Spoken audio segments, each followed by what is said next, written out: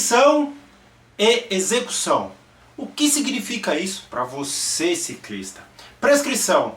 Então você recebeu uma planilha de treino para aqueles que treinam dessa forma, com uma orientação específica. Então tem lá para você fazer um exercício 3 vezes de repetições de 10 minutos em zona 4 ou numa determinada frequência cardíaca ou potência. Então isso é a prescrição. É o que fazer. Porém, a execução está relacionada ao como fazer. Como você vai executar, por exemplo, essa prescrição que eu coloquei como exemplo. A prescrição pode ser também relacionada a um treino que você vai fazer com os amigos. Então, temos lá um circuito de 50 quilômetros, então você vai pedalar com um grupo de ciclistas que tem um bom nível, então provavelmente o treino vai ser bem intenso, bem forte. Agora, alguns detalhes. Na hora da execução, pense que se você fizer sozinho, a execução pode estar relacionado a uma série de fatores e características. Tende a ser, para muitas vezes, um pouco mais equilibrada em termos de distribuição de intensidade. Porém, isso nem sempre reflete aquilo que você vai encontrar numa competição.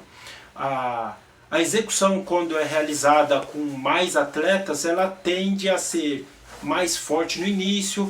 Quando o desequilíbrio, o nível de condicionamento desses atletas tende a ser muito diferente, tende a ser para os atletas com menor condicionamento físico mais intenso no início e depois uma queda significativa. Então, portanto, a execução tem que levar em conta outros fatores que não necessariamente aqueles fatores relacionados aos números, relacionados àquilo que pode-se dizer que é de uma maneira mais fácil de olhar através de parâmetros sólidos. Porém, fique bastante atento, pois a execução vai qualificar aquilo que você tem para fazer. O que significa dizer que uma boa execução com uma boa prescrição é o que vai fazer diferença. 3 atletas, por exemplo, podem ter a mesma prescrição, porém a forma como eles executam, o ambiente que eles executam ser totalmente diferente. E aí sim os resultados podem ser muito diferentes. Por quê? Porque as condições que eles se colocaram para fazer aquilo, para colocar suas pedaladas, para testar a sua evolução, elas são diferentes. Tá bom? Fica a dica.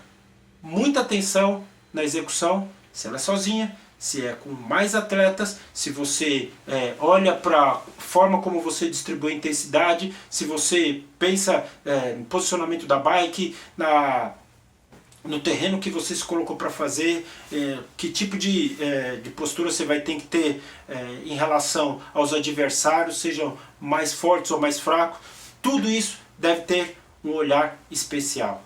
Se você não fazia, a partir de agora vai fazer, tá bom? Fica a dica. Valeu!